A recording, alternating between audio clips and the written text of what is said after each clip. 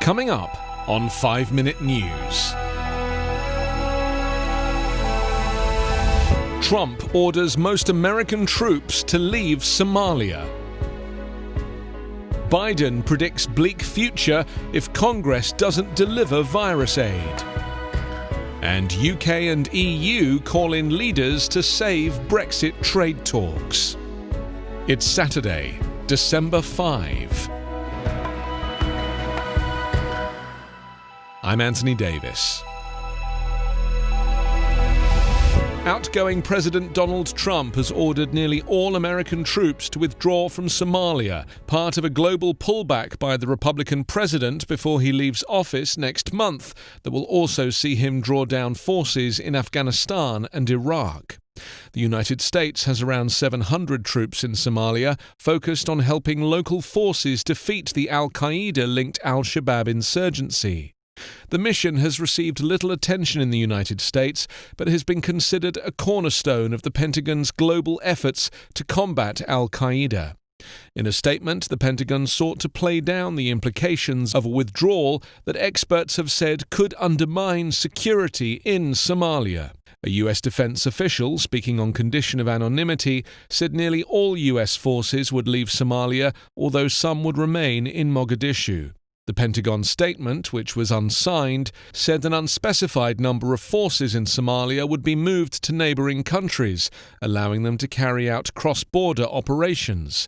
Others would be reassigned outside East Africa. A congressional aide speaking on condition of anonymity said the withdrawal comes at a difficult time for Somalia, ahead of both parliamentary and presidential elections, and will present an early dilemma for President-elect Joe Biden.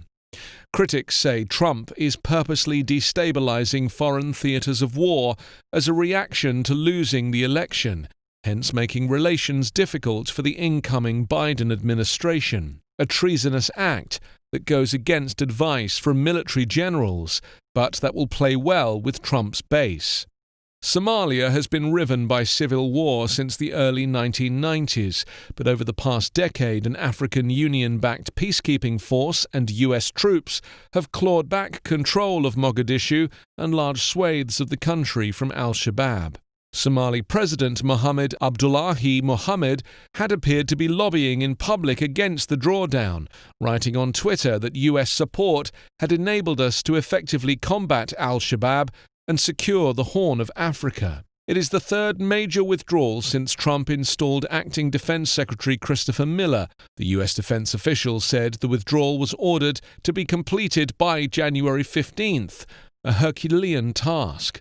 The same deadlines for drawdowns in Afghanistan and Iraq, and just days ahead of Joe Biden's inauguration. President-elect Joe Biden is predicting a bleak future if Congress doesn't take speedy action on a coronavirus aid bill amid a nationwide spike in the virus that's hampering the country's economic recovery. He also expressed concern that so far he's seen no detailed plan from the Trump administration on how to distribute an approved coronavirus vaccine, but said he and his team are working on their own proposal to fill the gaps in Trump's so-called Operation Warp Speed. Biden delivered remarks on Friday afternoon, reacting to November's National Jobs Report, which showed a sharp decrease in U.S. hiring, even as the country is about 10 million jobs below pre-pandemic levels. The Democrat called the report dire and said it shows the economy is stalling, but he said quick action from Congress can halt some of the damage. If we act now, we can begin to regain momentum and start to build back a better future, he said. There's no time to lose. Surging cases of the virus have led states and municipalities to roll back their reopening plans, and more restrictions may be on the way as lower temperatures and holiday travel lead to records for confirmed cases and deaths. One of the major questions, Biden added, is how to get the vaccine to minority communities, which are disproportionately affected by the virus. That's part of the reason the president-elect has issued calls for Congress to take action on a coronavirus relief bill now. While he's thrown his support behind a bipartisan economic relief bill of about $900 billion, Biden has called it just a down payment and has said much more will be needed once he takes office next year.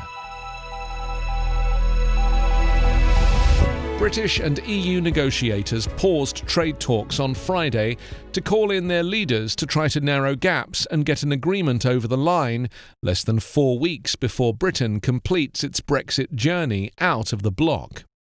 After failing to agree the basis for a deal, Britain's David Frost and the EU's Michel Barnier said they would brief leaders to seek new impetus for the talks, which stumbled on Thursday when London accused Brussels of making new demands.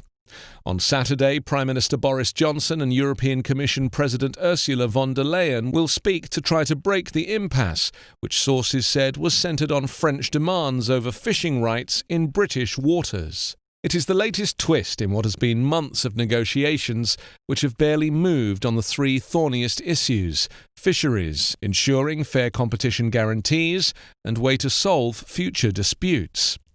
But so far, neither side has walked away from the talks, suggesting that both still hold out some hope of securing a deal governing almost $1 trillion of annual trade to avoid a disorderly end to more than 40 years of British membership of the European club, despite only 17 million of the UK's 65 million citizens voting for Brexit.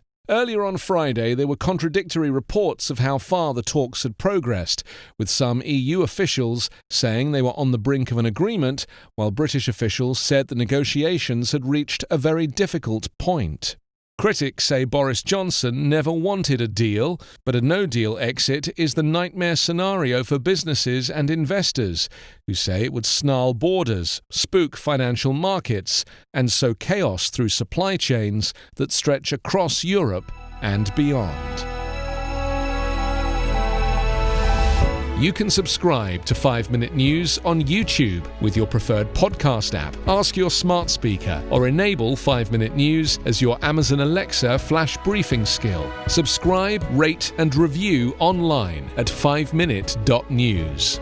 5 Minute News is an Evergreen Podcast covering politics, inequality, health and climate, delivering independent, unbiased and essential world news daily.